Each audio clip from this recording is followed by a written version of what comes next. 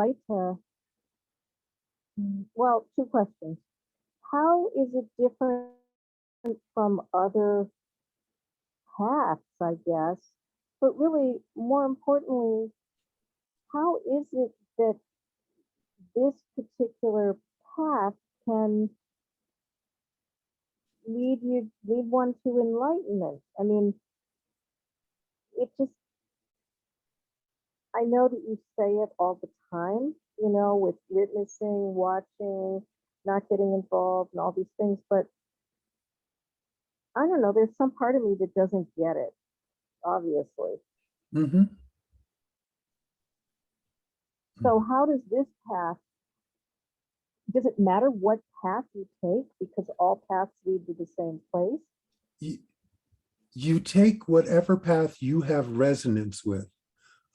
This is the Advaita Vedanta, the non-dualism is not for everybody. And it for the right person, it's the quickest and easiest way. Now, you see, I had the bhakti down real strong with Baba. That was established, and it was grandfathered in. So I already had that going. And in my particular case, this notion that everything was not, that my will wasn't anything, and that God's will was everything. The notion that myself as an individual was just not reality. That's unreal. You see, and so when that really struck me, it struck me hard, and it did the job. It finished the job that Baba had started, you see, in my case. And it's a very easy path because it doesn't require a lot of different disciplines that other paths do, such as chanting, meditating, whatever. Because this is just self-inquiry. If you ask the question, who am I? You see, and if you understand intellectually that you are not what you think, that you are not a person, you see, then you run that through your daily life. So you just run it through your daily life and see, is it true? Is it true? Who are you? You ask yourself this throughout. Are these thoughts, is this who I am? Am I this person with this history? Was I born? Am I this body mind? You ask yourself through the whole day, with every spare moment in your time when you can just observe, and you see if it's true. Is that true?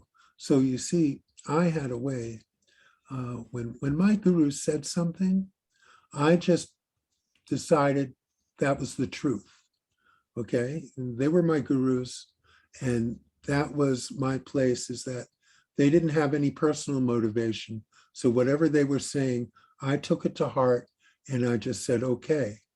So, and I continued to look at life through that lens.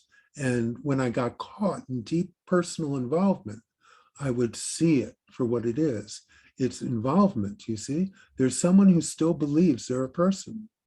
So who is that? What's going on here?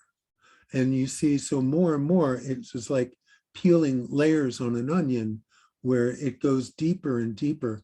And what happens is it starts out as a belief. And then as you adopt it, it becomes a conviction, like you're absolutely sure it must be true. There's no doubt. And then what happens is it just becomes the truth, you see? And then once it becomes the truth, no one has to believe anything anymore, you see? Because really belief is a part of a person's life. So that's, you will have to see, so when the doubt arises, you want to look at that and say, okay, who's doubting? Who is, you see? So it's like, I'm not getting it. Well, the truth is, no, You're not going to get this. However, on a deep level, you know it's true. And I don't think you would be coming back to satsangs for over 10 years now if there wasn't a deep level within you that there's something in you that knows this. It already knows it. You see, so just acknowledge that. You already know this. And there's another part of you that you've been following all your life that is devoted to being a person. And so, you know, there's a little Mahabharata going on, a little battle, and you want to be able to bring those things that you absolutely know on the deepest level to the places where it's an unknown or a not sure, and develop a strong sense of what's real and what's not real. You see, what happens is you start falling into the habit of believing the things that you've believed all your life are real, but you know they're not real. You know nothing that you ever do in this life is going to have any meaning, you know, in 1,000 years, in 100 years. It doesn't have any meaning now. You already know this, okay? But you fall into the habit because you've been hypnotized, you see, into believing that you're a person.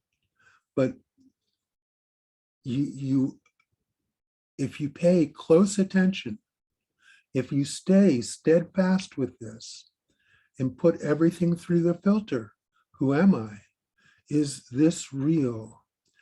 Is this who I am? You see? And then you watch, and you watch how the involvement takes over and realize it's got nothing to do with you. None of this has anything to do with you. They're just thoughts. They're just feelings. There's just a show going on. You always thought it was your show, but it's just a show.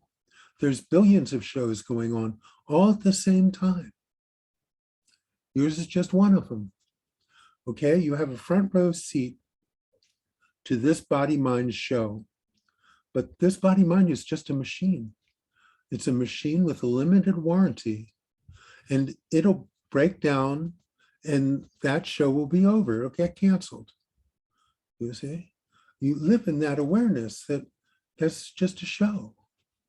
It's just a show. You know, you've had enough spiritual experiences to know that there is something vast, incomprehensible and great within you, that there is something that is always there that makes this life of this person nothing at all.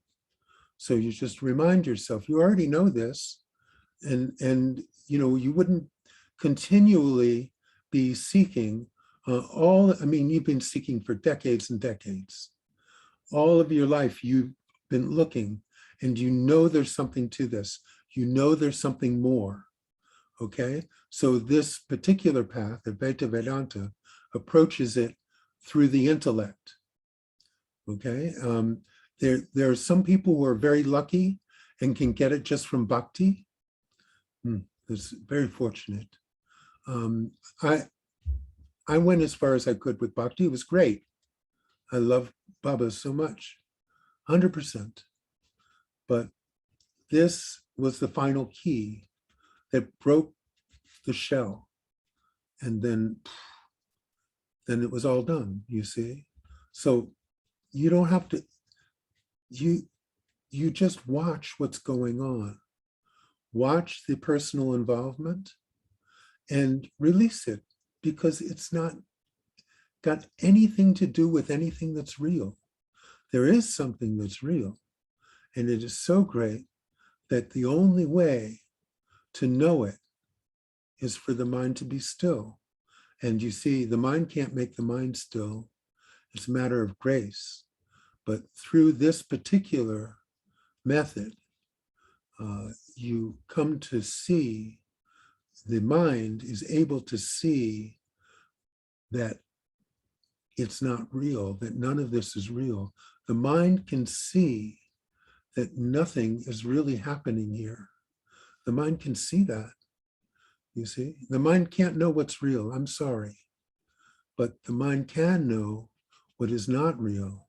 And when you rest in that knowledge that none of this has anything to do with you, that the greatness, that amazing, incomprehensible, awesome feeling that you've had, that presence, pure and pure presence, that is something, you see? Now, you've personalized that too. In that pure presence is now your experience that you had once, but it wasn't the experience. The actual pure presence happened before you became aware of it. Becoming aware of it is what I call free sample, but it's actually happening right now too. It's always happening. So right now, the essence of who you are is with you always. It is, because we're right there together all of the time. We are one.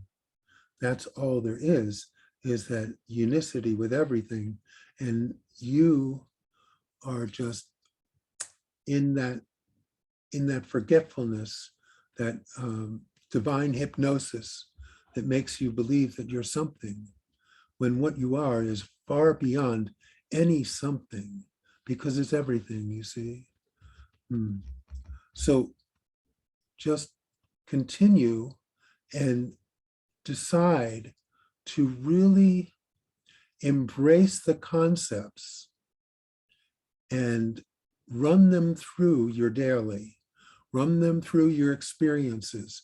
And when someone is lost in their personal involvement, watch what that is, see what that is, you see? It doesn't mean that you deny yourself your feelings. The feelings are there. They get expressed, they get felt, but no one takes it personally anymore. Thoughts still come, but no one engages with them as if they were something, you see? So that's the answer. So when you have, when you're just not sure about it, I know you're sure about it. You're just pretending, you're forgetting that sense of me, that sense of peace that precedes your sense of me. You're just forgetting. You've already experienced it in your life. You've had the experiences. So just remember, fall back into that, you see. And when you forget, all you have to do is remember. That's all. And so life is a process for the seeker of forgetting and remembering.